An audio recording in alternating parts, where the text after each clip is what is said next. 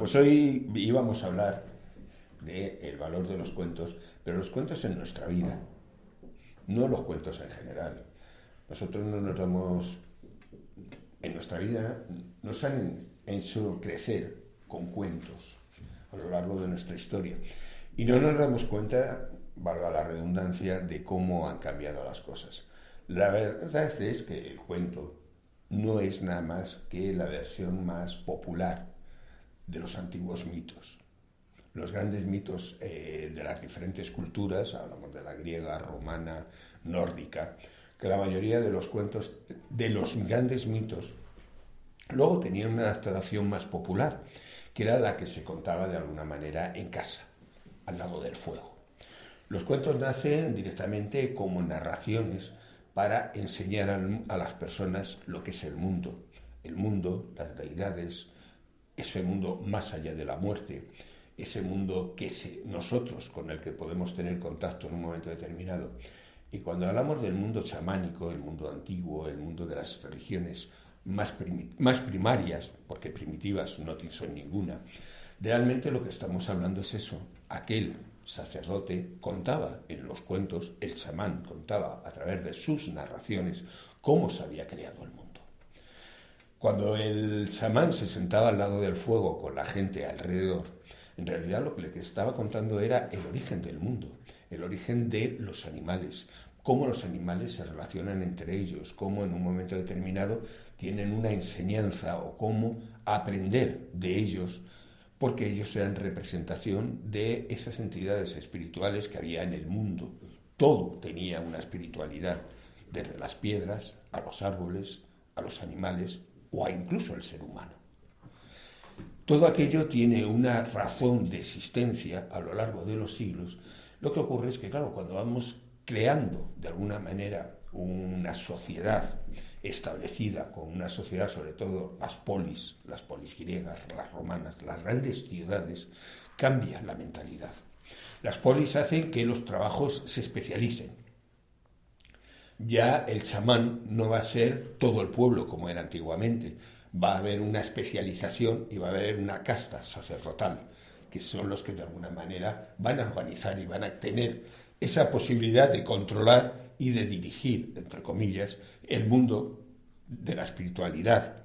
Pero por una razón, porque claro, cuando tú hablamos de las enseñanzas que se realizaban en el antiguo chamanismo, tú tenías dos tipos de enseñanzas principalmente: el mundo de los vivos y el mundo de los muertos.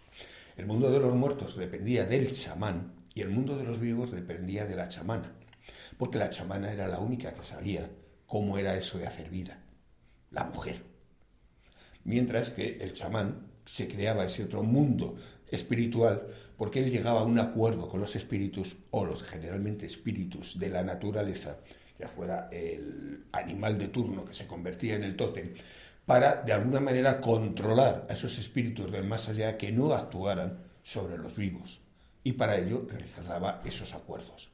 Con la organización directamente de la casta sacerdotal, el mundo de la vida desaparece mucho y se mantiene más el mundo de la muerte. Las religiones son todas basadas en la muerte, no están basadas en la vida.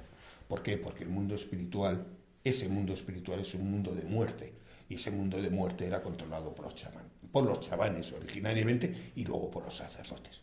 Nuestra cultura está basada en la muerte, no está basada en la vida.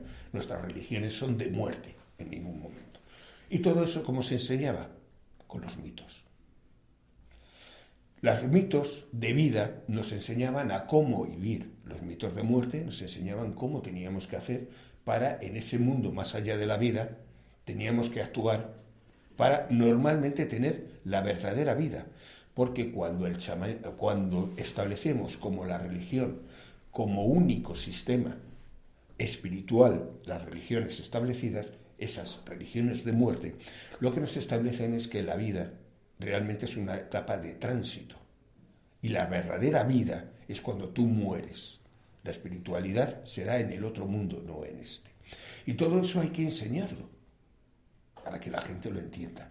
¿Y cuál es el tema? ¿Cómo se enseña? Con los mitos.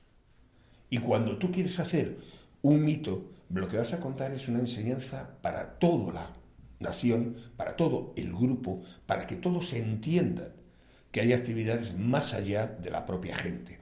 Cuando tú quieres contar ese mismo mito, pero adaptándole más a la cotidianidad de la vida, entonces lo que haces es el cuento. Y el cuento se establece como esa pequeña historia que de alguna manera te va a enseñar cómo interrelacionar en el grupo de las personas. El cuento de la vida. Cuando hablamos de un cuento, en realidad estamos hablando de los cuentos de nuestra vida, los propios cuentos que de alguna manera nos han podido enseñar. Y eso se ha mantenido a lo largo de la historia. Los cuentos son una enseñanza. Lo que pasa es que con los años, pues bueno, ha habido un gran problema. Estamos hablando que a partir del siglo XV, siglo XVI, empieza la situación a pensarse de una forma diferente. El mundo de los niños va cambiando. Esos niños que originariamente hablamos de que, bueno, cuando tú hacías tu ritual de paso en cualquier grupo antiguo, estamos hablando de niños de 9, 10 años. Sería nuestra comunión, realmente. Pero era un ritual de paso a la madurez. Ya eras adulto. Entonces muchas veces tú contabas el cuento, pero ese cuento que tú contabas, se lo contabas casi a niños, para que ellos aprendieran en un momento determinado cómo tenían que ir relacionándose con el resto de la comunidad. Con los años, ese sentimiento de niño va creciendo y va alargándose en la etapa de la edad, de tal manera que hoy en día hablamos de niños de 18 años, con lo cual, claro, esto no ha sido un cambio de un día a otro, ha sido una cosa progresiva, y a lo largo del tiempo has tenido que esas mismas narraciones cada vez eran más consideradas para niños, aunque fueran de 14, 15 años, que en vez de para adultos, esos nuevos adultos que nosotros ya considerábamos o que ya se consideraban a partir de, por ejemplo, los 20 o los 21. Con lo cual lo que vas a tener es que el cuento, el mito, se ha quedado como un concepto para niños en un momento determinado. Por ejemplo, en culturas claramente como la victoriana inglesa, el mundo de los cuentos desaparece completamente y se queda relegado a las habitaciones de los niños. Los niños son los que van a tener derecho a tener acceso a los cuentos. Claro, muchas veces cuando hablamos del cuento decimos, no, es que los cuentos son sangrientos, tienen un sentido de morbo increíble, muchas veces tienen un nivel de sexualidad impresionante. Claro, es que nunca estuvieron dirigidos a niños, estaban dirigidos a adultos con una edad tal vez menor de la que nosotros normalmente hoy en día consideramos, pero en realidad estaban orientados a todo el mundo. Con lo cual, tenemos que entender que cuando esa historia tiene un nivel sangriento alto, en realidad es menos importante ese nivel. Ese nivel sangriento es una circunstancia propia de la vida porque la enseñanza está en otro sitio. Y esa otra historia, el problema que ha habido es que, claro, que cuando los cuentos se convierten en un mundo de niños, tenemos el problema de que Andersen o los hermanos Grimm crean totalmente una serie de cuentos ya claramente para niños. Les quitan mucho de esa parte, porque claro, los cuentos de Perrault mantienen todavía mucho el nivel sangriento y cruel de los cuentos, pero luego van desapareciendo. ¿Por qué? Porque ya socialmente no pueden ser tan duros. Y entonces empezamos a tener variaciones. Tendamos que los cuentos en un momento determinado, al convertirse en un material claramente infantil, empezamos a meterle la moralina. Y con lo cual, muchas veces lo que hacemos es nos cargamos el propio cuento. ¿Por qué? Porque queremos hacer un mensaje, no un mensaje de vida como era antes, sino ahora es un mensaje moral para que el niño aprenda. Y muchas veces, claro, el problema que tenemos es que ese niño no entiende la moralidad del adulto que nosotros le queremos colocar. No la entiende. Eso hay que tenerlo por encima de todo. Tanto Andersen como los hermanos Grimm alteran los cuentos. Ellos recogen muchos de los cuentos originarios de Centro Europa, pero claro, tienen la característica que esos cuentos en realidad son eso, los antiguos mitos de los grandes dioses, en un momento determinado, que se han convertido en actividades de tipo más cotidiana. Han perdido su valor mitológico, pero se han convertido en un mensaje mucho más casero, por decirlo de alguna manera. Y ellos aún así lo convierten en más casero. Y hacen perder mucha de la simbología que esos cuentos tenían. Cuando ya muchos de ellos llegan al mundo actual, casi todos vía Disney, entendamos, Walt Disney podemos considerar que hizo una gran labor, sobre todo de dibujos y de dar a conocer muchas historias, pero también produce una alteración completa de todos estos cuentos. ¿Por qué? Porque él los convierte todavía en más simbólicos. Estamos hablando de una persona que directamente, está claramente establecido, Walt Disney era masón, y la simbología que él movía era muy alta. Por ejemplo, Pinocho, que siempre se ha dicho, no, es el mito del Frankenstein, no, es el mito de la superioridad del ser humano y su propia enseñanza. Cuando tú naces eres materia, eres madera, eres el muñeco. Y a lo largo de tu experiencia, a lo largo de la vida, consigues ser humano. El niño al final consigue convertirse en un ser humano, en un niño. ¿Por qué? Porque aprende los valores que hacen al ser humano. El ayuda, el compañerismo, el poner en su vida en peligro para salvar a su propio padre en un momento determinado. Es decir, todos esos valores que en un momento determinado son los que son la base de la masonería, la igualdad, fraternidad y hermandad que siempre se han hablado, pues evidentemente son los que van a hacer a la persona, al muñeco de madera, le convertirán en una persona. Claro, ya eso es demasiado simbólico para el niño. ¿Qué ocurre? Disney ha sido un señor que ha hecho historias para adultos, nunca ha hecho historias para niños. Lo que pasa es que como se ha considerado que los dibujos animados son para niños, los padres llevaban a los niños porque eran de dibujos animados. Claro, entendamos, sus dibujos siempre han sido impresionantes. Siempre han tenido el juego de los animalitos y cosas muy sencillas y muy divertidas que llegaban al niño. Pero realmente los niños no entendían esas historias. Los niños no entendían Bambi. ¿Por qué? Porque ¿cómo iban a entender el juego de que la naturaleza es cruel? Y solamente aquel que es capaz de superar los males de la naturaleza y sobreponerse a ello es capaz, en un momento determinado, de alcanzar ese sitio que le corresponde, el ser el gran ciervo, el rey del bosque. Porque claro, hablamos del rey del bosque, no hablamos de otra cosa. El rey del bosque se tiene que formar. Y esa formación se produce a lo largo de una historia en la que tiene que aprender cuál es el dolor para sobreponerse a ello. Esa simbología la vemos en Dumbo. Nadie entiende Dumbo. Esa situación de que Dumbo, el diferente, ese que en un momento es capaz, en un momento determinado, de conseguir lo que otro nunca conseguiría, solamente con su tesón.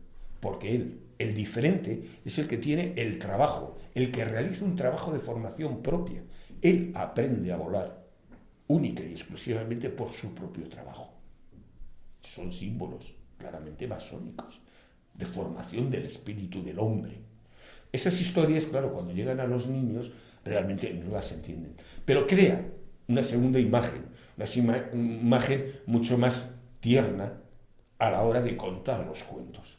Ya Cenicienta, seamos sinceros, ya no cuenta esa historia tan cruel originaria que en un momento determinado contaba Perrault, de que la madre, intentando buscar, conseguir que sus hijas consiguieran esa situación de poder, de casarla con el príncipe, al final lo que consiguen es que la propia hija los hace martirizar colocándole unas botas de metal ardiendo. Esa simbología, en un momento determinado, tal vez más cruel, claro, Disney la limpia toda y la crea historias más suaves. Por ejemplo, Caperucita Roja originaria, el lobo se come a Caperucita, a la abuela y a todo lo que pilla por medio. Claro, los hermanos Grimm ponen al cazador que abre al lobo y sale la abuela y él es... O sea, estamos hablando de que ya hay una liberación, pero Disney, cuando hace su versión, directamente se hacen todos felices y se casan con el cazador. O sea, que estamos hablando de que hay un crescendo social aceptado, que también hay que entender los cuentos. Porque cuando hablamos de los cuentos no tenemos que entender las palabras como la realidad absoluta de lo que nos dicen. No son reales, son simbólicos. Por ejemplo, vamos a ver 3 cuentos, para que entendamos. Vamos a ver Caperucita Roja. Todos conocemos la historia de Caperucita Roja. Caperucita Roja, la mamá le manda al bosque a buscar, a llevar la cestita a la abuelita, con el lobo por medio y demás. Entendamos, si aplicamos la lógica hay un problema. ¿Qué podemos decir de una madre que manda a una niña a medio del bosque, sabiendo que hay un lobo? ¿Qué la podemos llamar? Lo que se os ocurra. Cualquier animalada. Esa señora, bueno, lo menos que hay que hacer es quitarle a la hija. Es una completa desgracia. Pero claro, ese no es el símbolo. ¿Cuál es el símbolo? Caperucita Roja, que en un momento determinado habla de la niña que ya es capaz de moverse en el mundo. Estamos hablando de esa niña que ha pasado la pubertad. La caperuza roja, ¿qué significa? Es esa mancha roja que crea la atracción sexual hacia los miembros de la comunidad. Estamos hablando de la niña que ya ha pasado a ser mujer. Es un símbolo completamente. La caperuza roja no significa nada más que eso. Es esa niña que ha entrado en la sexualidad. Y ella tiene que entender una cosa, que mientras se mantenga en el camino, no hay problema. Si te sales del camino, ten cuidado con los lobos. Ten cuidado con esa sociedad en la que tú vas a entrar ya en un mundo muy diferente. En un mundo que ya no eres una niña. Y en un mundo en que tú creas un atractivo importante, aunque claro, lógicamente tú no lo vas a contar así. ¿Por qué? Porque bueno, de alguna manera estamos hablando de un símbolo. Realmente, claro, originariamente es el hecho de la niña va a realizar un camino porque lo importante es que marque, no el ir a donde la abuela, sino que marque el hecho de que ten cuidado, no te salgas del camino marcado, porque puedes tener un problema. Y el problema ¿cuál era? Que el lobo te comía. Y luego ya no había cambio. No había moralina. La única moralina era esa. Ten cuidado con lo que haces. ¿Qué buscaba? La madurez.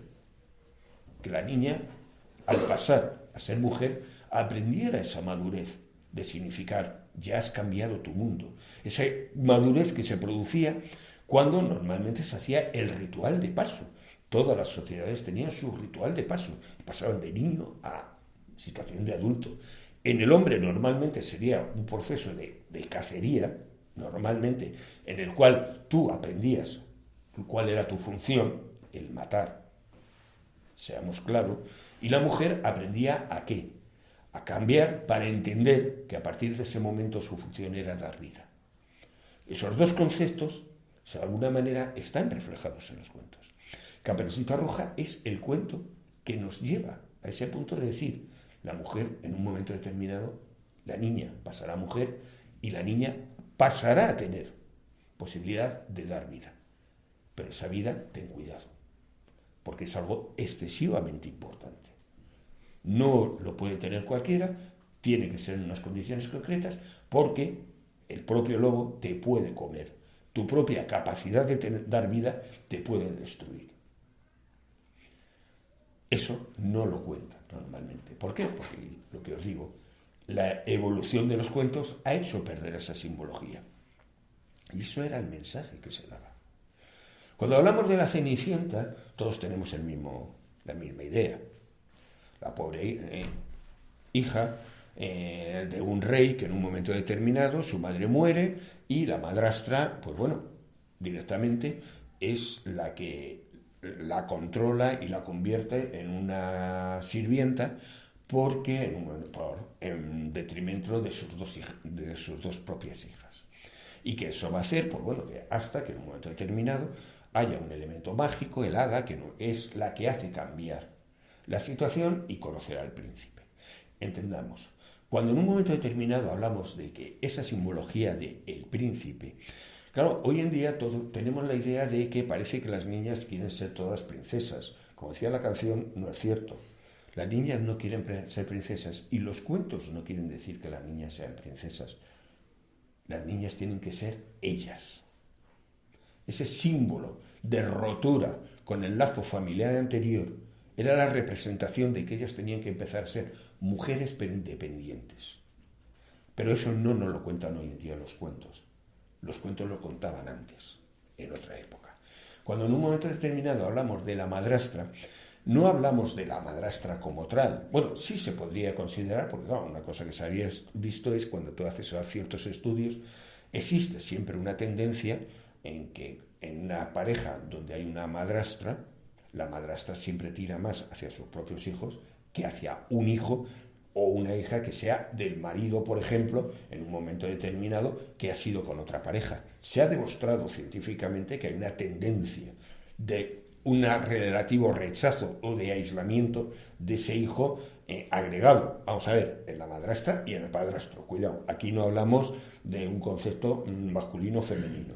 Es una cuestión sencilla. Nosotros tenemos tendencia a cuidar nuestra prole, con lo cual cuidamos más la nuestra que la del vecino.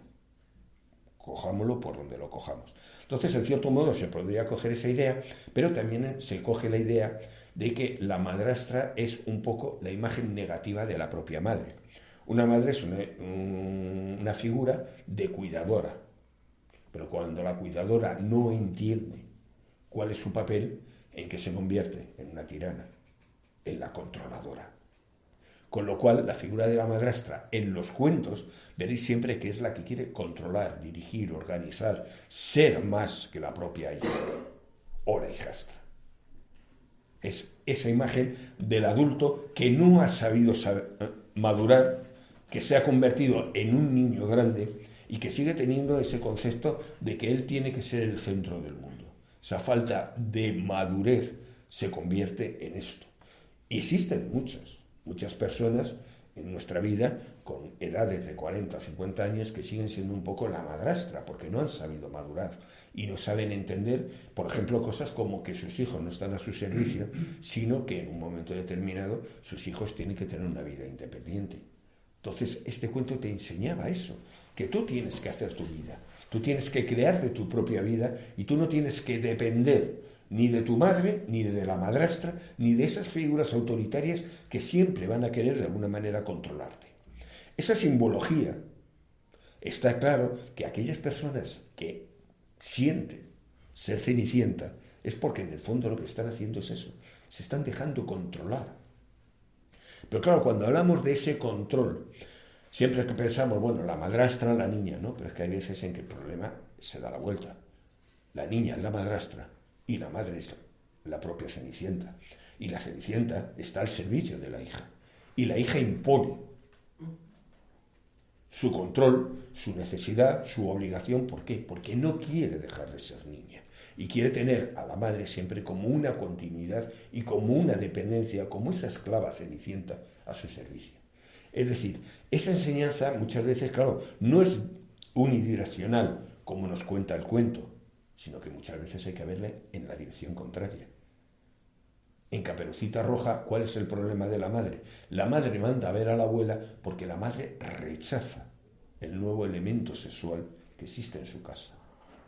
El enfrentamiento de las madres y de las hijas muchas veces se produce a partir del ¿qué? Del momento en que la hija empieza a ser mujer. Porque la madre quiere seguir teniendo una hija y la hija quiere empezar a ser independiente. En Cenicienta se ve más todavía. Normalmente la madre lo que quiere tener es una pequeña esclava, o a lo mejor el problema es que la hija es la que necesita esa esclava en la madre. Y entonces lo que hay que entender es que es eso, que en esa evolución del cuento, en realidad, ya sea la madre o la hija, han de entender que cada una tiene su propia vida. Y eso es lo que narraba el cuento. No era un problema de que se casara con el príncipe. La situación del príncipe era eso, conseguir tu independencia. Porque realmente, claro, se casaba con el príncipe y se iba de casa. Es decir, adquiría su propia independencia. El personaje, con eso, era el símbolo de decir, tú tienes que ser independiente por ti mismo. No dependes en absoluto ni de un príncipe como tal, ni directamente de una madrastra o de ningún otro elemento. La simbología era clara, pero bueno, el tiempo ha hecho que todo eso nos cueste más entenderlo. El Cenicienta, en Blancanieves, en la mayoría de ellos, tiene símbolos completamente, siempre vas a tener un elemento mágico. Me da igual que sea el hada, da igual que sea la bruja, me da igual, en todo siempre va a haber un elemento mágico. ¿Por qué? Porque la vida es magia. Entendamos. Nosotros cuando hablamos de magia nos recordamos siempre eso, el Harry Potter con la varita. Bueno, queda muy bien, muy bonito, la serie es genial, yo me lo pasé genial con las películas, pero eso no es la verdadera magia. La magia es la evolución de la propia persona dentro de su vida. ¿Por qué? Porque tú eres el que cambias tu entorno en tu vida. La magia es un medio de cambiar el entorno para que sea más propicio para ti mismo. ¿Cómo lo cambias? Con tu propia evolución.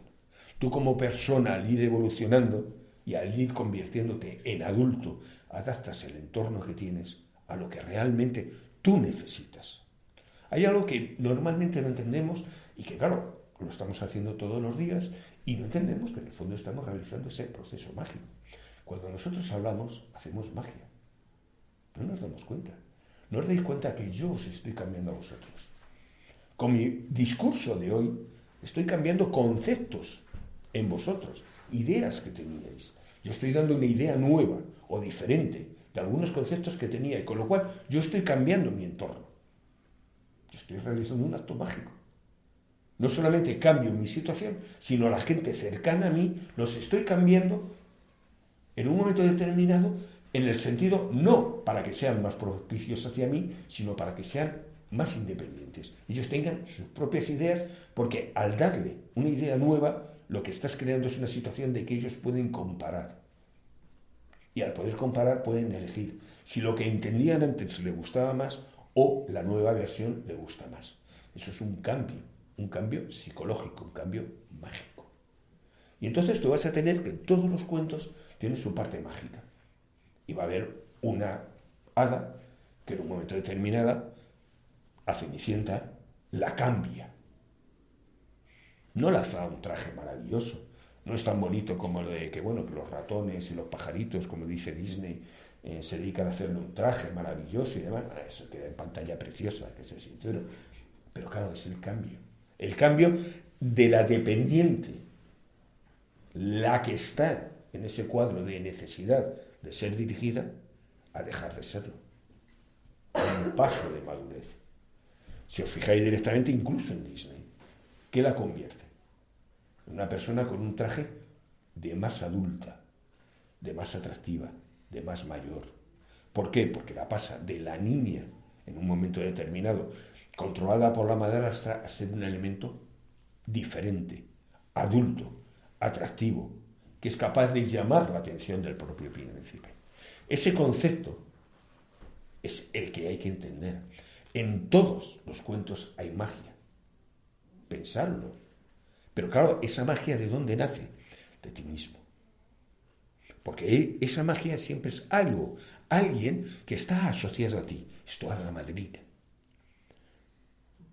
Es tú, hada madrina. O sea, no es un elemento perdido por ahí que en un momento te encuentras. No, o es tu maestro, o es el gnomo que te acompaña, o es decir, es algo tuyo, algo que está en ti mismo, que para algunos asocian a la figura del inconsciente, pero que sin duda alguna es algo propio de ti mismo. Y ese elemento mágico es el que cuando tú sabes utilizarle, vas a entrar en ese nuevo mundo. Uno de los conceptos más bonitos que hay a nivel de todo el mundo, hasta que llega a la religión católica, es el concepto del dragón. ¿El dragón quién es? El que protege y el que cuida, el gran tesoro. ¿Pero cuál es el tesoro? Todos están dentro de una cueva. Todos están protegiendo esa figura del tesoro. El tesoro son tus posibilidades. Y todos tenemos ese dragón, ese iniciador, ese controlador del umbral, para que tú en la adolescencia y luego en la madurez sepas manejar tus propias capacidades y aprendas a ser maduro. Tú no te vas a enfrentar al dragón, tú tienes que llegar a un acuerdo con el dragón para aprender a cabalgar el dragón. En Oriente los dragones no se matan, se cabalgan. ¿Por qué? Porque el controlar y el poder montar el dragón significa aprender a tener ese conocimiento de lo que es el tesoro que se alberga dentro de ti. Si tú no aprendes eso, en un momento determinado, pues claro, siempre será un punto de miedo, de terror. ¿Por qué? Porque será una caverna oscura para ti que siempre, de alguna manera, te va a estar bloqueando a la hora de hacer. Cuando la Iglesia Católica establece, por ejemplo, San Jorge es la figura del que mata al dragón, pero tiene su simbología dentro de la Iglesia. La Iglesia nunca ha podido permitir el conocimiento. La gente que tiene conocimiento no es controlable. Eso se sabe de siempre. Las grandes diferencias es que las culturas paganas enseñaban y la Iglesia tuvo que controlar, evitarlo. Todos los movimientos paganos, con su propia filosofía y demás, estaban basados en el conocimiento de la persona. Sin embargo, claro, la Iglesia tiene que bloquear eso. ¿Por qué? Porque no puedes manejar y manipular a la gente si en un momento determinado esa gente tiene conocimiento y es capaz de entenderse a sí mismo. No le puedes manejar con el miedo, con el dragón, con el no hagas esto, que esto está mal y te vas a ir al infierno. Con lo cual, esa figura que es común en toda la tierra, de una manera o de otra, porque en todos los sitios hay dragones, hay figuras de serpientes emplumadas, como queráis, todos ellos son una simbología clara, y es que el conocimiento, en cierto modo, le tienes que ganar, pero no por las armas, ni por la fuerza, sino por el trabajo. Esa simbología, claro, está en muchos cuentos también metida. Y Cenicienta, a su manera, representa esa simbología cuando se convierte en la princesa, en la reina. El emperador, el rey, la emperatriz, siempre han sido un símbolo en un momento determinado, no de poder, sino de alguna manera de protección. El emperador, cuando se habla, por ejemplo en el tarot, no estás hablando de un elemento de poder, estás hablando de un símbolo de protección, de evolución tuya, de llegar a ser lo máximo que tú puedes llegar a ser. Pero no hablas en ningún momento de que sea un elemento de imposición, como el rey, que nosotros habitualmente tenemos nuestra imagen ahora mismo. El rey es el que manda, ¿no? El emperador no manda. El emperador es el que facilita que la gente llegue a su máximo poder por conocimiento propio. Pues en cierto modo, la niña que llega a ser princesa no es que se vuelva más tonta de la cuenta, como me parece que nos quieren vender los cuentos de Disney. No, el problema es que ella llegará a su propia esencia. Esencia como mujer, como adulto y como independencia de tal. Claro, hablamos de esto, pero por ejemplo, estamos hablando de dos cuentos clásicos. Pero en un momento determinado, ¿hasta qué extremo los viejos mitos los tenemos? Hablemos de Freya, la diosa más hermosa entre los nórdicos. Freya, hoy en día, pues bueno, se ha convertido en directamente la reina de las nieves.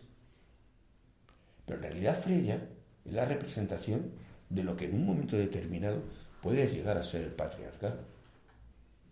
Odín, un señor que en realidad, pues bueno, como tal, no tiene nada más que un interés, tener un gran palacio en el cual poder vivir, es capaz de plantearse la situación de hacer todo lo posible por conseguir él su propio beneficio y su propio interés. Odín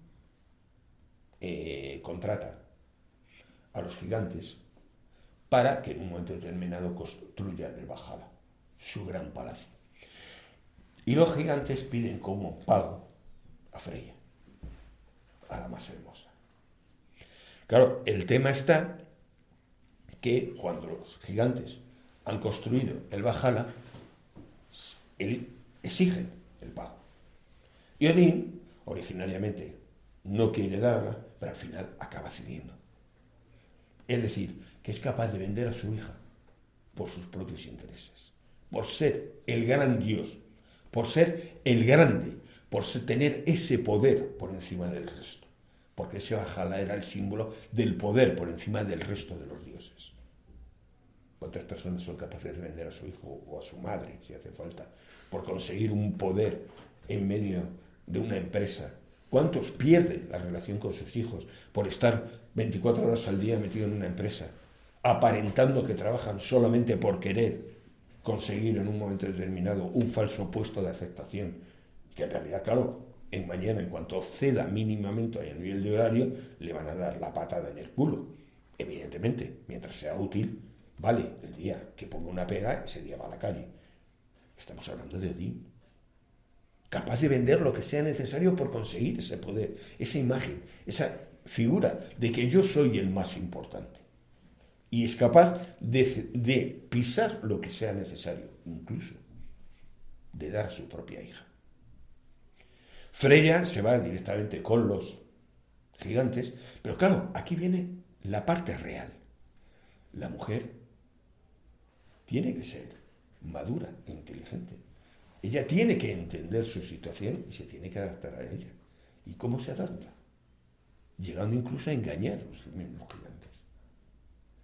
Les engaña en el momento de que les convence de que ella, estando allí a gusto, necesita salir al mundo. Y los gigantes, claro, evidentemente tragan y la dejan salir. La inteligencia siempre estará por encima de todo. Entendamos, la fuerza no. Pulgarcito salva a la familia por la inteligencia, nunca por la fuerza. Hansel y Gretel se salvan por la inteligencia, nunca por la fuerza. Y si miráis todos los cuentos, te dicen directamente que solo la inteligencia te puede permitir, en un momento determinado, salvarte de aquellos problemas que la historia te vaya poniendo. Solo tú, si eres capaz de reaccionar ante esa situación y hacer una actividad, la que sea, tú podrás mejorar. Y tú podrás ser más maduro y tú podrás salvarte. Freya les confunde a los gigantes, sale al mundo y ¿qué hace? Congela el mundo. Se venga de Odín.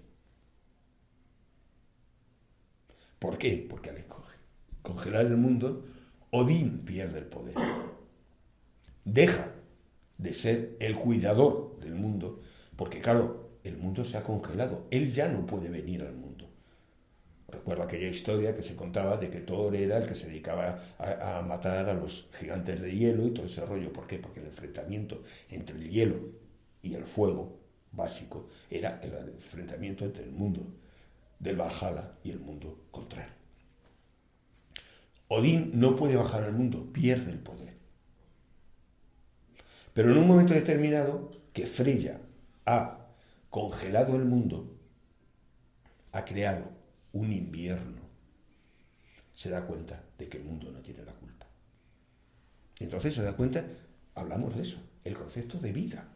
La vida está relacionada a la mujer y ella comprende que el mundo no tiene culpa. Y entonces renace, deja en un momento determinado que el mundo renazca directamente a sí mismo para conseguir, aunque sea permitiendo que Odín vuelva a tener un cierto poder. Ella, por la vida, cede ante su padre. Invierno, primavera, verano. Los ciclos de la naturaleza siempre han estado en las leyendas. Pero están en las leyendas desde que el hombre es hombre, digo, en el sentido de que ha tenido un poquito de imaginación, y desde todas las culturas. No vamos a entrar en Mesopotamia, no vamos a entrar en Egipto, no vamos a entrar, todas tienen los ciclos de la vida.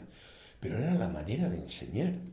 Cuando decíamos Freya ha congelado el mundo, era para que entendieras que el mundo necesita un ciclo para realmente reconstruirse a sí mismo. Pero tú necesitas ciclos en tu vida. Cuando hablamos de los ciclos tenemos que tener en cuenta una cosa. Nuestra evolución en la vida no es una etapa de decir, no somos lineales. Eso es una idea que nos han metido en la cabeza equivocada. Nosotros tenemos ciclos de 7 años generalmente. Y si te fijas, empiezas a contar tu propio cuento de tu vida, que eso es muy importante, irás viendo cómo los ciclos en tu vida se van readaptando. Tú tienes un primer ciclo, hasta los 7 años, ¿qué es un ciclo? Material. Absolutamente. Tú formas tu cuerpo, tú le desarrollas, tú organizas todo tu metabolismo, todo lo que va a ser la base de ti mismo. Tú lo montas en los primeros 7 años. En esos 7 años, ¿qué tienes? el desarrollo de querer ser el que más corre, el que más salta, el que más... Es decir, tener esa potencia física que de alguna manera es la que vas a tener en ese tiempo. Porque es lo que tu cuerpo pide. El cuerpo se tiene que formar. Cuando tú has formado tu cuerpo en esos 7 años, viene una segunda etapa, de 7 a 14 años. Qué curioso. Esa etapa en que los niños empiezan a ser rebeldes, en que los niños empiezan a pensar. Entramos en una etapa claramente intelectual. Es la etapa en que los niños quieren aprender todo. Su capacidad de absorción de lo que tienen alrededor de conocimientos es única. Es esa etapa en la que, claro, cuando la llevas al colegio los destruimos. ¿Por qué? Porque evitamos directamente que sigan con ese interés de aprendizaje. Los metemos en una jaula directamente para que aprendan exactamente, única y exclusivamente lo que nosotros queremos. Y entonces, ¿qué haces? Le rompes esa necesidad de aprendizaje que entre los 7 y los 14 años tiene el niño. Y de los 14 a los 21 años, ¿en qué entramos? En ese mundo de que tú quieres ser persona. En la etapa rebelde política, cuando empiezas a pelear de alguna manera con ideas sociales, con ideas políticas, con ideas dirigidas hacia los demás, porque has entrado en la etapa espiritual, esa etapa en que el espíritu te pide tu relación con el mundo.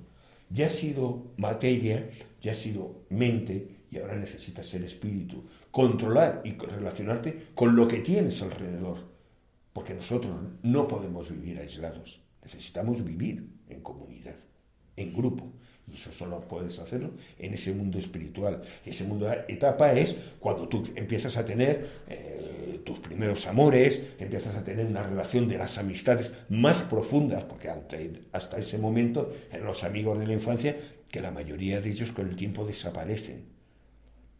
Pero algunos llegan a esa etapa y otros es cuando realmente se van a crear la verdadera amistad, la verdadera relación espiritual entre las personas.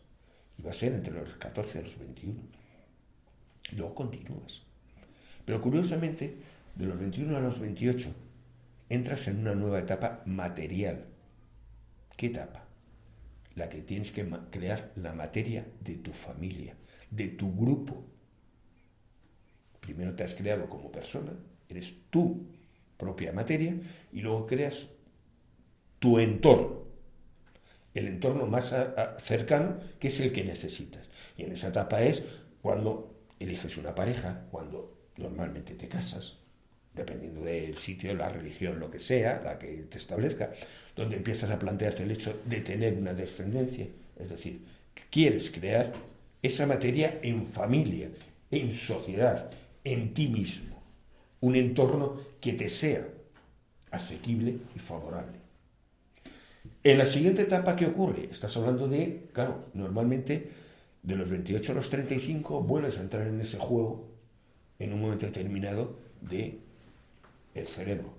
Normalmente entre los 28 y 35 son los grandes trabajos de todos los científicos, escritores y demás.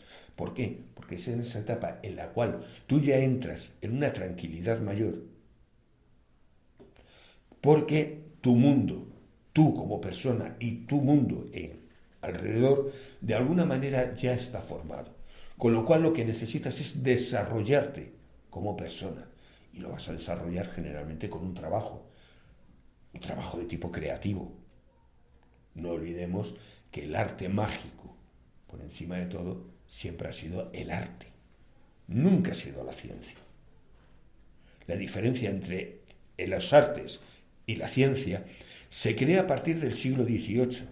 En el XVIII la Ilustración diferencia los dos grandes conocimientos: el arte y la ciencia, los cuales estaban juntos hasta ese momento. Porque claro, la mayoría de los grandes a lo largo de la historia eran Miguel Ángel, capaz de hacerte desde un estudio anatómico precioso y a la vez hacer un cuadro increíble. El arte y la ciencia estaban unidos, no había diferencia, pero en el 18 se diferencia, ¿Por qué? Por una razón academicista, más cómodo de enseñanza. El problema es que la ciencia acaba ahogando el arte y el arte desaparece. Todo el mundo mágico del arte tiende a desaparecer y se convierte en un mundo directamente más cercano a la charlatanería que a la realidad que en su momento tuvo. En esa época que estamos hablando realmente es cuando tú entras en ese mundo casi de la ilustración, en el cual tú quieres desarrollar tu trabajo. Realizarás un trabajo material, si en un momento determinado evidentemente no te planteas otra cosa, o te desarrollarás un trabajo artístico, como la literatura, la pintura, la danza. Es en esa época en donde todos, la música, toda la gente tiene esas connotaciones en un momento determinado que curiosamente, cuando no llegan a más, es cuando la gente empieza a descubrir lo que le gusta a la música, por ejemplo, y se dedican a oír mucha música. Hasta ese momento, sí, habrán oído música, pero era una idea mucho más de seguir el grupo. Porque durante los 21 primeros años tú te vas formando dentro del grupo, como íbamos diciendo. Con lo cual, cuando llegas a los 21, luego ya te formas como persona. Y en esa formación de la persona tú necesitas que el arte sea algo tuyo. Y tú llegarás, pues eso, a los 27, son 28, 7:35, a los 5:42. Y hasta los 42 vuelves a ese estado social. Tú ya te has creado persona. Tú ya te has hecho independiente. Tú ya tienes unas ideas maduras. Tú ya deberías ser esa persona capaz de entender que tus ideas no son tuyas, hay que aplicarlas al exterior. Hay que ayudar al resto. Todos los movimientos generalmente de tipo de ayuda a la gente y demás nacen con personas de 40 años. Qué curioso. Todas las ONGs, por ejemplo, han nacido con personas entre los 38, 39, 40 años. Es decir, cuando tú entiendes que tú no eres un ser independiente, que tú eres un ser social y tu función es directamente ayudar al resto. En esa etapa es el gran movimiento de tipo ya no religioso, porque la religión es una manera de control. Hablamos de la etapa mística. La gente empieza a considerar que no existe la individualidad, sino lo que existe es el desarrollo de esa persona dentro de un mundo místico, mágico. La mística y la magia es lo mismo, no hay diferencias. Y cuando tú has llegado a ese concepto, es cuando empieza tu labor en esta sociedad, haciendo. Mucha gente cuando está en los 40 comprende que en el fondo lo que quiere ser es profesor, maestro. Muchas veces más maestro que profesor. El juego de palabras tiene su significado. Mucha gente organiza, empieza a crear grupos de ayuda y de apoyo al resto. Todo eso se apunta en esa época. Y tú llegas a los 47 y sigues. Y vuelves a los 54. Y entonces vuelves en una etapa otra vez material. ¿Por qué? Porque empiezas a entender lo que es el concepto de que tu vida se apaga. La crisis de los 40, la crisis de los 50, qué curioso. La sociedad no nos enseña. La crisis de los 50, ¿qué es? Te empiezas a sentir viejo. ¿Sí? ¿Cuál es el problema? Tú serás viejo si quieres, claro, evidentemente. Y en la crisis de los 50 empiezas a tener esa situación de lo que quieres es afianzar de alguna manera tu materialidad, tu cuerpo. Los señores quieren tener niñas de 20 años, porque es la manera de representar que él ya no es viejo, que sigue siendo joven. Hombre, hay muchos casos en los cuales la relación, seamos sinceros, de amor, siempre se ha dicho lo mismo, es ciego, con lo cual todo es posible. Pero sí es esa cacería descarada del señor del cincuentón que va buscando mujeres más jóvenes para no aceptar cuál es su edad. No es la aceptación de una pareja más joven porque te cubre o te llena en un momento determinado, no, es para huir de tu propia edad. Y vuelves a entrar en ese juego material. Lo importante que es es la etapa en la que empiezan a querer hacer gimnasia, a darse cuenta que están gordos, en que hay que pelear por ello, hay que volver otra vez. Es curioso, pero claro, es esa etapa, una etapa en la cual tú ves que la vida tiene un fin, empiezas a darte cuenta, porque empiezas a tener un problema que normalmente no nos damos cuenta, y es que a tu alrededor empieza la gente a caer, la gente empieza a morir, porque cuando empiezas con 50 años, ya empiezas a vivir que tus padres han muerto, que todo el resto de tus familiares han ido muriendo, que tus hijos ya te tratan, como te descuides, como el abuelo, ya te empiezas a tener una serie de connotaciones que sin duda alguna tú las rechazas, porque no te quieres aceptar que estás entrando en ese juego. Y vuelves a entrar a eso, y a jugar al fútbol, y a irte a correr el fin de semana, y tienes eso que en su momento se decía que era muy divertido, los infartos de fin de semana. En urgencias había colección de cincuentones que llegaban, porque claro, se tiraban toda la semana sentados, comiendo y demás y tal, llegaba el fin de semana y la vamos a correr. Claro, cuando daban 4 pasos les daba el infarto. Son cosas normales, no había preparación, con lo cual lo pagaban. Entonces, pero eso lo vas a tener. Y hay que entenderlo. Cuidado. O sea, con esto no quiero decir nada negativo. Con esto quiero decir que esta es la evolución normal de una persona. Pero una persona madura, una persona que ha sabido ir pasando por los diferentes pasos, va a ir entendiendo cada momento de su vida. Cuando tú ya pasas esos 50 y empiezas en los 60, vas a tener la situación de que vuelves otra vez a ese estado intelectual. Es cuando decides que tienes que enseñar todo lo que sabes. Es cuando tienes que enseñar todo lo que ha estado en tu mano. Es cuando quieres ser maestro de quien sea. Es cuando siempre te vas a encontrar rodeado, si eres mínimamente capaz de enseñar algo, rodeado de gente mucho más joven. Y en esa situación, ¿por qué? Porque vuelves a una etapa intelectual. Vuelves a una etapa de entender que tú quieres enseñar de alguna manera cosas. Porque tu experiencia quieres que en un momento determinado entiendes que no debe quedarse contigo, que debe ser extendida a los demás. Y cuando pasan los 60 y llegas a los 70, que ya empiezas a declinar totalmente, es cuando vuelves a ese estado espiritual, en el cual directamente, claro, los últimos años de la vida, a todo el mundo le da, todos se vuelven católicos, muy de misas, muy de estar, porque claro, evidentemente el espíritu vuelve a coger un poder importante, la espiritualidad se vuelve muy importante, en el sentido de que en un momento determinado empiezas a ver el declive de tu vida y empiezas a ver que ya no te queda tanto aquí. Y entonces lo que quisieras trascender más allá de esta vida. Es cuando te lo planteas realmente.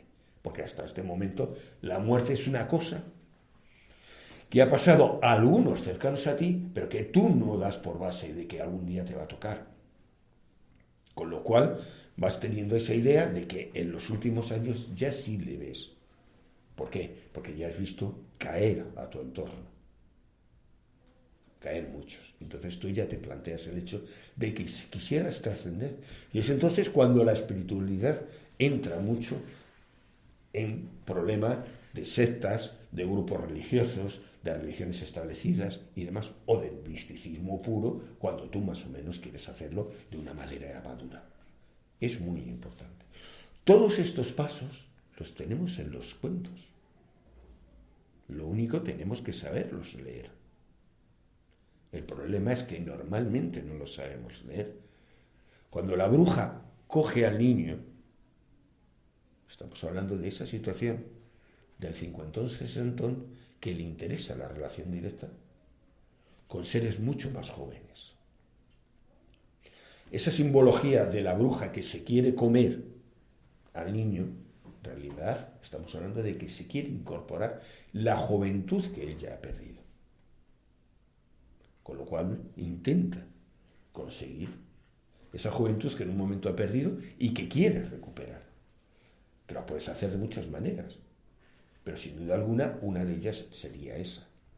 Todo está lleno de historias.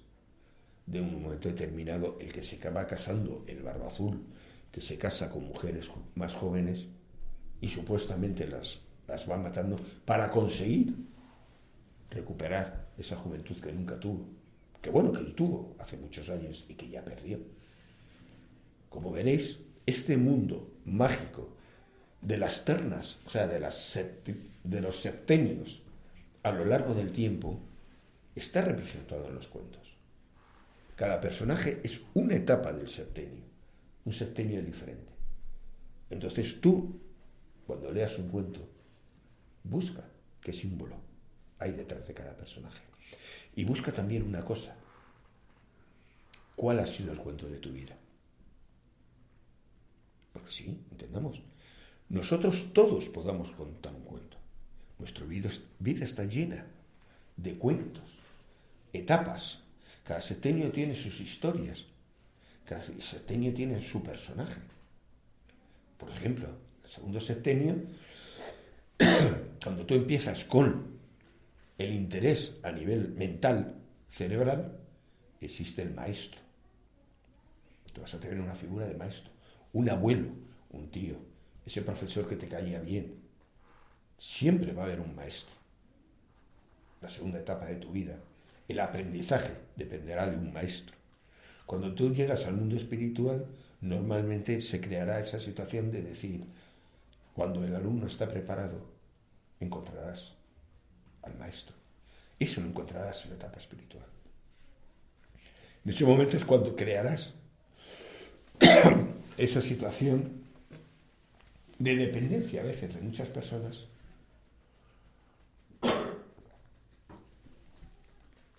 que en un momento determinado consideras importantes a nivel espiritual.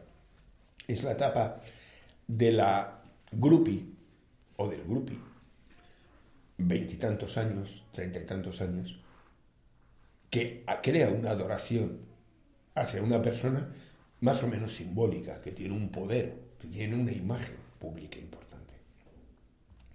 Que no será por su propio conocimiento, no será por eso, no, simplemente porque esa imagen refulge en relación al resto más y considerará que ella tiene que seguirle.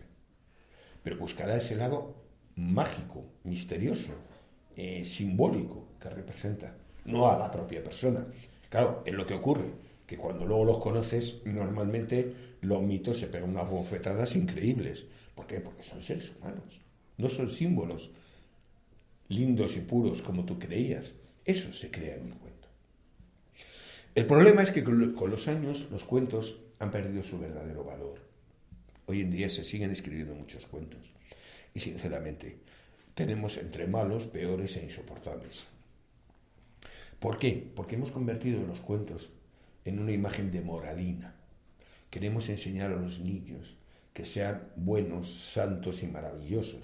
Los niños son niños, entendámoslo. Lo que hay es que enseñarles a evolucionar, no castrarlos. Y tenemos la tendencia de quererlos castrar, que no hagan, que no digan, que no hagan, que hagan lo que yo quiera, que se establezcan en función de lo que a mí me viene bien. Los niños son molestos, por base, entendámoslo. Son seres que se van creando, que tienen que crear su mundo, que se tienen que enfrentar a todo. Y hay veces en que de alguna manera pues son molestos. Y entonces no estamos por la labor de aceptarlo. Los metemos en guarderías, los metemos en colegios, los metemos en actividades de lo más variopinto. ¿Todos por qué? Porque hay que controlarlos. Porque hay que, de alguna manera, en el buen sentido de la palabra y en todo el malo del mundo, tenemos que enseñarles el camino que han de dirigir.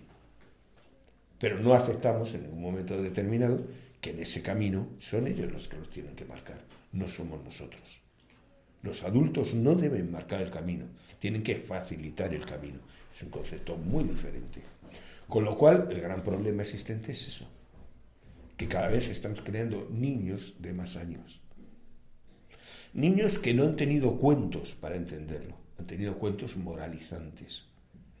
Cosas tan demenciales pues, como el príncipe y la golondrina, del pobrecito príncipe que se va destruyendo poco a poco en función del valor de la golondrina y no sé qué. O sea, son cuentos absolutamente, pues es eso, castrantes, que tienen que impedir de alguna manera cualquier elemento de evolución de ese niño.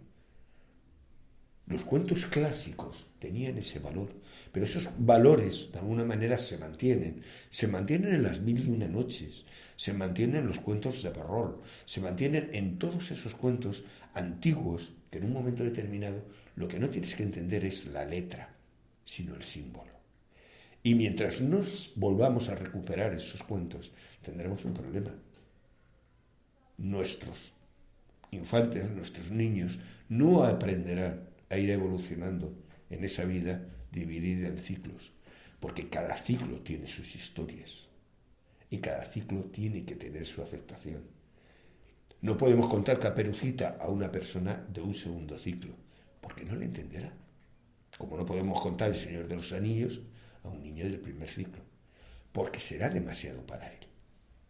En el segundo ciclo, que es la etapa de alguna manera de desarrollo más cultural, es cuando tiene que entrar en el mundo mágico de los duendes, de los elfos, de todo este mundo mágico en un momento determinado, y es el que servirá a su manera. Entonces, es lo que os digo, si queréis entrar en los cuentos, leer entre líneas. No os dejéis llevar solamente por lo que en un momento determinado cuentan. Más que nada porque hoy en día han sido muy manipulados. Y sinceramente, los cuentos actuales, la mayoría no tienen interés. Simplemente hay muchos autores que han llegado a la conclusión de escribir cuentos o porque se venden bien o porque socialmente tienen una aceptación importante. Entonces escriben unos cuentos que a veces carecen completamente de interés porque, bueno, pues porque el mensaje que dan precisamente carece totalmente de interés. Entonces, bueno, pues si queréis seguimos en plan... Ahí me he dejado la llave puesta de la vuelta.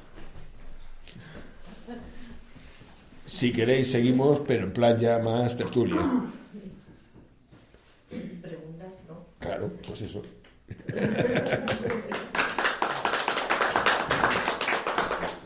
Yo te quiero contar, mira, mi abuela cuando éramos pequeños nos contaba los cuentos, o sea, si leías el cuento en casa, y luego le decía a la abuela, abuela, cuéntame Cenicienta, Blancanieves. La versión de mi abuela siempre era... Por libre. Pero de por libre, o sea... Luego yo me peleaba con los niños en el colegio, porque a mí mi abuela me había dicho que Blancanieves había estudiado magisterio y los enanitos eran niños. Entonces, ella no se casaba con un príncipe, se casaba con un funcionario. Dios. O la Cenicienta tenía una cooperativa de limpieza. O sea, eran cosas que... Y le daba la vuelta a todo.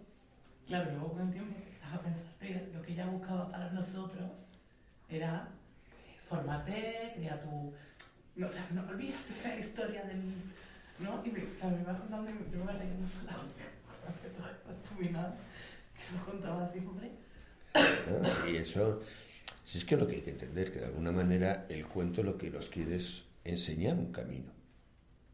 Así, claro. A estudiar magisterio. Claro, es una manera, en cierto modo... Es que, claro, entendamos que el cuento no es un texto fijo. Los cuentos se han ido adaptando a lo largo de los tiempos. ¿Por qué? Porque se tenían que enseñar en función de las nuevas necesidades de la gente. Hablamos de una tradición oral, y la tradición oral siempre ha tenido la característica que se adaptaba a la necesidad del momento. No era lo que hoy tenemos de la tradición escrita. La tradición escrita es porque está escrito, no hay que tocarlo. No, vamos, tiene un valor muy importante como elemento histórico. Pero claro, las tradiciones tienen que cambiar, se tienen que adaptar. Hoy en día el símbolo de Cenicienta pues no tiene tanta importancia como en otra época, porque en otra época la figura de la hija como elemento nacido directamente para cuidar a los padres hasta que se muriera, y pare usted de contar, vamos a ver cuántos hemos conocido la típica solterona que decían se va a quedar para vestir santos. En realidad era un síndrome de Cenicienta. Los padres habían conseguido hundirla como persona. Había niñas que se criaban para eso. La menor de las 5 se daba hermanas ya tenía claro desde chica que esa no se iba a casar. No, eso se quedaba directamente para cuidar a los padres y demás y tal. O sea, por encima de todo.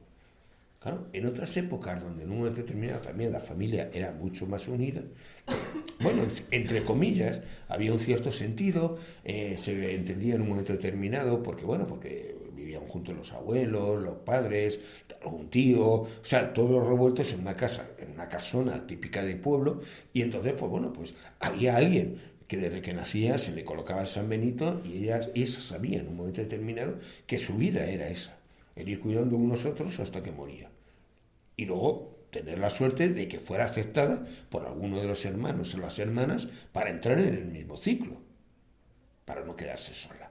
Entonces, eso ha sido normal, no te digo en España, en todos los países. Lo que pasa es que, claro, cuando en un momento determinado se crea la familia unicelular, ese concepto tan americano de los padres, los hijos, y aquí hemos acabado, pues claro, al crear esa nueva estructura, pues todo lo anterior pierde el interés. Y entonces, ¿qué ocurre?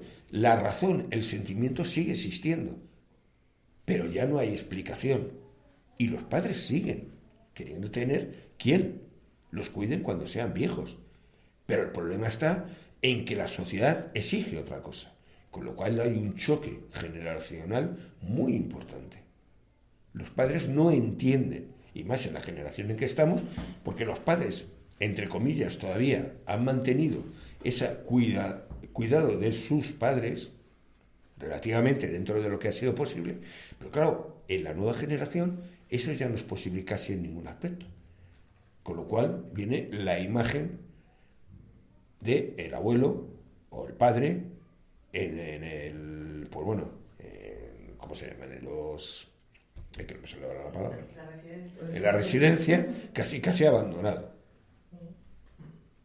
Claro, esa imagen negativa es la contraproducente a la contraria a esa otra imagen que en su día se creó de la Cenicienta. Yo al principio, cuando estabas hablando del chamán y el mito, ¿no? El paso del mito al cuento y de eso, me estaba acordando que dentro de la formación de chamanismo nuestra, que viene de los Cherokee, hay un mito Cherokee que explica el nacimiento de la fresa. Y cuando me lo cuenta, claro, a mí me lo cuenta la chamana que me lo estaba enseñando y me lo cuenta como una cosa así muy grande y todo el mundo alucinando. Y yo le digo, pero las fresas son europeas. Pues son las lágrimas de Venus. Entonces, claro. Y me dice, claro, llega un momento en el que cuando dos culturas se encuentran, el chamán sigue manteniendo su rol durante mucho tiempo y va asimilando los conocimientos y los tiene que meter de alguna manera. Y los va aceptando, ¿no? Claro. Porque hablamos de eso, de una tradición oral. Una tradición que se va reajustando a los nuevos conocimientos. El problema es cuando se crea una tradición escrita, que entonces ya es inamovible. Las religiones hoy en día, las religiones de libro, el gran problema que tienen es que son inamovibles. Y claro, son incoherentes. Que los quieran hoy poner ideas y mensajes, pues eso, del siglo cero, por decir alguno, no, es que carecen de sentido. No tienen sentido ninguno. El mito va como a lo más antiguo de la tradición cherokee y no puede ser, es imposible, las fresas son europeas. Claro. Pero yo, por ejemplo, una de las cosas muy, muy curiosas de cómo los cuentos se adaptan y además el simbolismo que traen algunos cuentos, ¿no? Los modernos que se escriben ahora con una función concreta. Por ejemplo, yo recuerdo en Caperucita, en mi versión de Caperucita, en la que evidentemente la madre manda a la niña al bosque, ¿va? Y cuando llega a casa de la abuela está escondida en el armario porque el lobo está allí y consigue meterse y es el cazador el que la rescata. Nunca el lobo se come ni a la abuela ni a Caperucita. Claro, pero también tiene otra lectura, o por lo menos yo la lectura a mí que me contaban es un poco de cómo la madre es esa madre que pone a su hijo en el mundo. No es la madre que acapara y que quiere mantener al hijo, sino que le pone en el mundo, le pone en vías de la casa de la abuela, porque es la casa del conocimiento.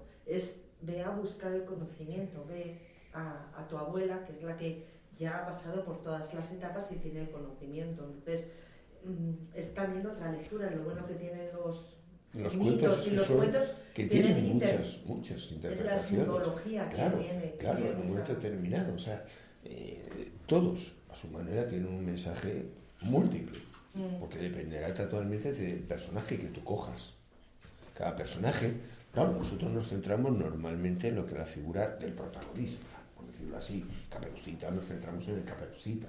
Pero claro, estás hablando de que hay una serie de personajes que en un momento determinado todos tienen un símbolo.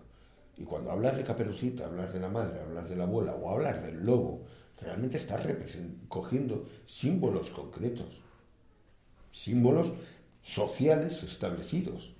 Con lo cual, claro, tú tienes que entender ese símbolo. Y ese símbolo no va directamente incluido dentro de la historia, sino que está implicado para que tú lo entiendas cuando lo oyes.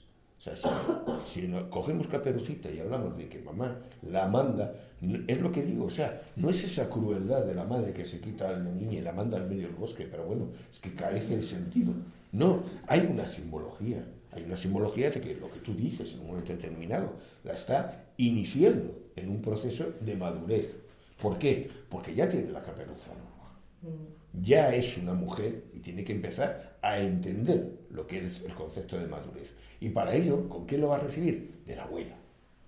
¿Claro? En ese camino, ¿cuál es el problema? Va a encontrar lobos. Pero ya no el lobo, la característica posexual de decir, bueno, el hombre que la va a querer violar o algo por el estilo. No, la sociedad está llena de gente que va a impedir de alguna manera tu madurez. ¿Por qué? Porque te quieren utilizar. El lobo que come a Caperucita no es el símbolo físico real, no. Es todos aquellos que se quieren aprovechar en un momento determinado de tu proceso de madurez para utilizarte. Y entonces, claro, ¿por qué? Porque no te pueden dejar que madures. Las religiones no te van a dejar madurar porque directamente las vas a rechazar. O sea, hay una frase que dice muy clara. O sea, una persona que en un momento determinado no haya leído la Biblia podrá ser cristiano. Una persona que ha leído la Biblia será ateo. ¿Por qué? Porque claro, cuando la lees, dices, bueno, esto es incoherente. O sea, el conocimiento te permite elegir, y eso es muy malo en ciertos momentos. Con lo cual, cuando Caperucita va a ver a la abuela, y ella va con la capacidad de elección, si sigues el camino, o te sales de él. Claro, si tú sigues un camino de maduración, de convertirte poco a poco en adulto y saber qué es lo que puedes conseguir, en un momento determinado, pues puedes alcanzar esa sabiduría de la abuela. Si tú te sales de ahí, que es muy fácil, pues ¿qué puede ocurrir? Que te encuentres con los lobos. Si tú te dejas manipular, vas a entrar en el juego de los lobos. Con lo cual, esa simbología está ahí. Como tú la leas, como tú la vivas, como tú la vayas sintiendo, irás viendo que en un momento determinado, cómo la vas interiorizando. Todos tenemos un cuento. Cuando tú te estableces, por ejemplo, el hecho de decir, bueno, ¿cuál sería mi cuento en un momento determinado entre los 7 a los 14 años? Caperucita. Pero fíjate, normalmente, mira dentro de ti y piensa cuál era tu cuento. ¿Cuál te gustaba? Piénsatelo. Posiblemente sea el que ha marcado tu vida. Cuando eres pequeño, todos hemos tenido un cuento. Un cuento favorito. Sí. Y todos hemos tenido nuestro cuento y nuestra situación en función de lo que es. Piensa tu cuento. Ese cuento que te ha gustado. Y posiblemente ha marcado tu vida. Mucho más de lo que te crees. Has conseguido ser ese personaje. En un momento determinado. Soy pobre. La cabritilla. Me ves Aladín y soy pobre. No es ninguna tontería. Me quedo a mitad. Entendamos, si es que... Y luego, claro, tú plantéate las etapas de tu vida. La primera etapa, ¿cómo sería tu cuento? Realmente es una etapa, hasta los 7 años, ¿cómo va a ser tu cuento? Un cuento de intentar superarte. La Cenicienta. No, la Cenicienta es de 7 a 14. Uy, a ti la Cenicienta te ha venido muy tarde. En el sentido también un poco, cuando hablamos de la Cenicienta, también es un poco el que se siente fuera del... Volvemos al mismo, tú adaptas un poco el mito, pero para mí la Cenicienta es la que no encaja en el núcleo de la familia. No. Ningún protagonista del cuento. Es que claro, ninguno encaja dentro Claro, de pero la... si tú te fijas, la mayoría de en todos los cuentos, el personaje central nunca encaja. ¿Por qué? Porque es que es precisamente eso, es que estás hablando del cambio. Necesitas realizar el camino. O sea, tú coges de los 7 a 14 y tu vida es un camino. Tú tienes que ver en ese camino qué has marcado. La intelectualidad, cómo has marcado un camino de aprendizaje. ¿Y quién te ha influido en esa vida? En esa etapa. Tu abuela, tu abuelo, tu padre. Siempre vas a tener una figura que se ha convertido en simbólica para esa etapa. La etapa de conocimiento, de aprendizaje. Represéntala, cuenta qué es lo que has vivido y en un momento determinado podrás luego entender qué es lo que te ha pasado en esa etapa. Si tú escribes tu pequeño cuento de esa etapa, que es un camino, encontrarás directamente qué es lo que te ha ocurrido en ese camino. Porque toda la vida es un camino, cuidado. O sea, desde que tú naces hasta que mueres es un camino que vas realizando en el cual te vas interrelacionando con el mundo del exterior, con todo lo que te rodea. Y ese mundo que te rodea lo irás aceptando, cambiando, modificando en función de ti mismo, de tu propio proceso de madurez y de tu propia formación mágica. Según tú te creas, según tú te formas, harás que el entorno sea diferente. Y es diferente, entendamos. Porque tu postura a la hora de actuar, ¿qué va a hacer? Que el mundo reaccione de una manera distinta. Si en un momento determinado tú vas de cenicienta por la vida, ¿qué vas a atraer? Gente que se quiera aprovechar de ti. Madrastras. Madrastras. Vas a tener hermanastras y madrastras por todas partes. ¿Por qué? Porque tú quieres ser cenicienta, quieres ser la buena, la que ayuda, la que está siempre dispuesta a todo, y al final, ¿qué vas a conseguir? Pues claro, tener chupósteros alrededor intentando sacar todo lo que pueden de ti. Claro.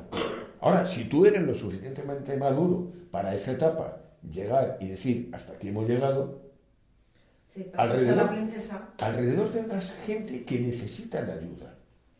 Pero entonces serás tú quien controla la ayuda que tú quieres dar o que considera que necesitan esa persona, pero no será el que ellos te utilicen descaradamente a la hora de tirar de ti para sacar todo lo que tú puedes dar. Entonces, esa es la gran diferencia.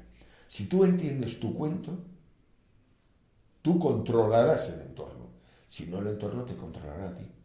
¿Y nos podrías enseñar a aprender nuestro cuento? Se puede ver. Eso es una posibilidad. Sería muy interesante. No, se puede ver, o sea, ¿no? Hombre, realmente, vamos a ver, hay bastantes psicólogos que han utilizado esta línea del cuento como técnica de terapia. Porque claro, conociendo tu cuento, tú puedes ir madurando lentamente y hacer esa situación que tú no has hecho de otra forma. Y es un juego interactivo. O sea, es un juego en el cual vamos a ver esto, en esta etapa los puntos importantes son, por ejemplo, el maestro, el no sé qué y tal. Escribe un cuento con esa situación. Piensa cómo es el camino que tú has seguido, qué personajes te has encontrado. Recuerda que aquí tienes que tener este y este personaje principalmente. Habla de tus lobos también. Claro. Y todo eso irás poco a poco ir sacando tu parte positiva y tu parte negativa. Y de alguna manera, pues claro, el enfrentarte a ello, pues es una manera de madurar, que quede claro. Porque, de cierto modo, toda la psicoterapia se fundamenta en el sentido de conseguir que la persona madure, se vaya formando a sí misma, no dependa de otros. O sea, que por eso es posible. Pues sí, sería muy interesante. Todo es cuestión de plantearlo. Es cuestión de hacerlo porque pienso que yo creo que todos de alguna manera siempre necesitamos un poco este tipo de fijar este tipo de procesos, ¿no? Porque aunque los estamos viviendo, aunque normalmente vamos situando etapas, pero siempre hay a veces que vamos dejando cosas que dices, bueno, ya las resolveré. No, el problema es que muchas veces la propia vida no te permite enfrentarte a ellos. ¿Por qué? Porque muchas veces el problema es que el enfrentamiento lo consideras como una pérdida en un momento determinado. Muchas veces pues es lo típico. El señor que está en una empresa, en un trabajo que es absolutamente asfixiante, que no le permite tener vida y demás, claro, enfrentarse a eso significa en un momento determinado un problema, el miedo a que me echen, Pero claro, si tú entiendes tu situación, si tú entiendes cómo estás funcionando, si tú te das cuenta que en el fondo eres cenicienta en la empresa, en un momento determinado a lo mejor puedes cambiar tu manera de actuar. Con lo cual, ese pequeño cambio va a cambiar todo. La respuesta del resto va a ser diferente. Con lo cual, el entender tú el papel que estás representando, que va a estar representado en un cuento clásico, te va a permitir en un momento determinado llegar a esa situación de poder interrelacionarte mejor con el entorno. Porque es que nosotros somos animales sociales. Necesitamos movernos, interrelacionar continuamente con nuestro entorno, con la gente que tenemos cerca. Y si tú no eres incapaz de mantener esa interrelación, sabiendo lo que es marcar tu territorio y aceptar el territorio de los demás, pues claro, siempre vas a tener el problema de que te lo van a comer antes o después. Con lo cual, pues sí, sería necesario entender esa situación. Y podrás, claro, pero sería necesario desde la infancia, o sea, desde los 7 años empezar a ir entendiendo todas estas cosas, pero bueno. Es que no hemos perdido, tampoco. Porque antes ocurría así, antes la familia o el grupo o el clan se reunía alrededor del fuego, alrededor del hogar, y sobre todo en las noches largas de invierno pues se contaban los mitos y se contaban los cuentos y se representaban y iban aprendiendo unos de otros, pero hoy en día esa parte la hemos perdido y por tanto pues es la historia de que cuando decimos, por ejemplo, y Dios creó al hombre de barro, el niño cuando nace, ¿qué es? Materia.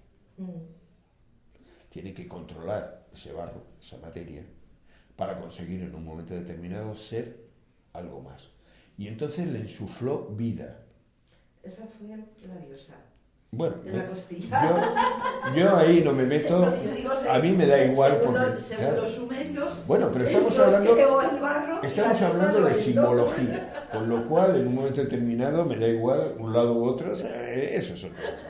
No, yo es que pero claro, los sumerios que curiosamente te encuentras que el aliento es el que le da vida. Que es el espíritu. Que es el espíritu. Pero también el aliento ha sido el conocimiento. Con lo cual tú vas a tener que después de ser materia, adquiere el conocimiento. Qué curioso. El árbol del bien y del mal, ¿qué era? El árbol del conocimiento. Cuando le toman, y hemos de impedir que tomen del otro árbol, que podrán ser inmortales. El conocimiento te hace inmortal. ¿Por qué? Porque a partir de ese momento tu vida estará controlada por ti mismo. Tú sabrás lo que hay, lo que tienes que hacer, lo que no tienes que hacer. Si tú no tienes ese conocimiento, ¿qué serás? Seguirás siendo materia. No dejemos que el hombre coma del árbol de la vida, porque ya no podemos quitarle el conocimiento. Y te arrojan por tener el conocimiento. Es que es heavy. Claro, es que esa es la realidad. Entonces, claro, estamos hablando de todos esos símbolos, están metidos en todos los grandes mitos. Lo único, hay que saberlo leer. No lo puedes aceptar en ningún momento determinado como palabra de Dios. No es directamente un texto absoluto y real. Claro, te imponen que es un texto absoluto y real porque te permite mejorar el control de las personas, pero en realidad detrás hay un símbolo. Y ese símbolo, lo que te estás enseñando de alguna manera, ¿qué es lo que tienes que hacer con tu vida? Tú tienes etapas, y tus etapas estarán representadas en los diferentes.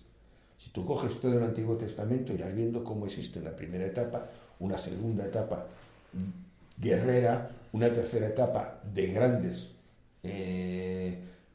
como Salomón y demás, gente en un momento determinado que el conocimiento y la espiritualidad es por encima de todo, y tú vas viendo cómo existe esa evolución dentro del supuesto pueblo judío. ¿Por qué? Porque tienes la misma etapa que tú tienes como persona. En ellos te van. Cuando tú haces el camino de los argonautas, tú tienes lo mismo. Es un proceso de aprendizaje que ellos van teniendo hasta llegar al vellocino de oro. Yo creo, y perdona que te interrumpa, pero para mí hay dos etapas en cuestión del mito, que una es los mitos precristianos, todos donde generalmente lo que se busca es una liberación del ser, una liberación de la persona, desde Prometeo, que trae el fuego al hombre y demás, y luego esa readaptación que se hace con los mitos judeocristianos, donde realmente lo que se trata es de volver otra vez a atrapar al hombre, no liberarlo, sino atraparlo. Y yo creo que en ese sentido, precisamente lo tenemos ahí en ese árbol de la vida y el juicio del bien y el mal, y el árbol del conocimiento, y cómo el conocimiento es el mal, de alguna manera, esa representación de la serpiente, que es la que te ofrece el conocimiento y es la mala, ¿no? Es decir, yo creo que pasamos una época de búsqueda de Curiosamente, liberación. la serpiente siempre ha sido el símbolo de la inmortalidad. No, la inmortalidad te da el conocimiento. El conocimiento. Y el conocimiento te da la inmortalidad. Pero de todas maneras, incluso en el mundo judío-cristiano, el Nuevo Testamento no me meto, me parece una manipulación descarada en una época concreta, sobre todo siglo XII-XIII, a partir del 6 se empieza a cambiar todo para vender lo que interesaba. Pero en el Antiguo Testamento, que no se mete, no ha habido tanto mano, tú vas a tener en un momento determinado toda una simbología más o menos aceptable. El arca de la alianza. El hombre puede hablar con Dios. Claro, es que tú eres Dios. Tú puedes hablar contigo mismo, con tu inconsciente, con ese símbolo capaz de destruirte si tú no sabes controlarle. El arca de la alianza, aquellos que sabían acercarse, entraban en contacto con Dios, y los que no sabían acercarse morían directamente por los rayos divinos. Tú mueres si no sabes acercarte al conocimiento. O sea, que incluso dentro de esa simbología que hay, sigue existiendo una enseñanza. Lo que pasa es que está un poquito más oculta, ¿vale? Pero hay que buscarla. Pero tú la puedes sacar. O sea, es a lo que me refiero, que sigue existiendo ahí. Ahí está. Por mucho que hemos querido, o han querido las iglesias en un momento determinado ir cubriendo y cambiando esa simbología, no han sido capaces de cambiar. Incluso si tú entras dentro de la figura de Jesús, antes de toda la manipulación, en realidad, ¿qué estás hablando? De la evolución, del camino de una persona que nace como materia, como niño, con todas las posibilidades del mundo, porque los reyes van a adorarle, aunque eso sea un concepto del dios Mitra que pilla directamente la iglesia, pero realmente los reyes magos, los conocedores, porque los reyes magos significan los sabios, van a adorar al niño porque ese niño tiene todas las posibilidades del mundo. Un niño cuando nace tiene todas las posibilidades del mundo. Y a lo largo del tiempo va teniendo todo un proceso hasta convertirse en el elemento espiritual por encima de todo, en convertirse en un Dios. Un Dios que será sacrificado, o que Él se deja sacrificar, depende de cómo lo pensemos, en algo tan concreto como en el árbol de la luna, el árbol del conocimiento. La unión del mundo material con el mundo espiritual. Esa cruz que nosotros la vemos con tanta frecuencia, en realidad es el cruce de caminos del mundo espiritual y el mundo material. Y Él es inmolado en ese camino para enseñarnos cómo pasar de uno a otro. O sea, que es que hay una simbología. Pero claro, esa no te la van a permitir entender. ¿Por qué? Porque si tú entiendes que en realidad tú puedes ser ese Dios que puedes controlar de alguna manera y estar entre el mundo material y el mundo espiritual, difícilmente te van a manipular. Ese es el gran problema. Realmente lo que hace es transformarse en el chamán. Te conviertes. Odín es crucificado. Mitra es crucificado. Casi todos los chamanes son crucificados en un momento determinado. ¿Por qué? Porque todos se ofrecen al mundo espiritual desde el mundo material. Todos. Y todos van a tener mensajeros en un momento determinado, van a tener animales de poder, van a tener eso. Claro, Jesús, desde el primer momento nos está marcando que Él ha tenido un animal de poder, el que le ha creado, la paloma. ¿Claro? Pero también ahí hay otra connotación muy curiosa, porque volvemos a lo mismo. Es un mito redactado de otro mito. Y la paloma no deja de ser el símbolo de la diosa. Claro, pero entendamos que es que los pájaros siempre han sido los mensajeros de la diosa. Lo que pasa es que aquí, pues bueno, le cambiamos el concepto y es el mensajero de Dios, y nunca mejor dicho. Pero claro, en otras son los cuervos, en otras son el ibis, las garzas, dependiendo de la cultura, hemos tenido un pájaro. En un momento determinado, ¿por qué? Porque eran los mensajeros de los dioses. Y esos son los que crean y los que de alguna manera van a enseñar o a dirigir el camino. Porque, vamos a ver, Odín directamente, sus dos cuervos, eran la manera de enterarse del mundo y de dirigir a aquellas personas que él elegía. Los cuervos le enseñaban el camino. Esos dos cuervos que tenía. Con lo cual, estás hablando de que era el mensajero de Dios para, en un momento determinado, enseñar a las personas el camino a seguir. El elemento mágico que decíamos dentro de los cuentos. Siempre vas a tener un elemento mágico. Bueno, a tomar cerveza.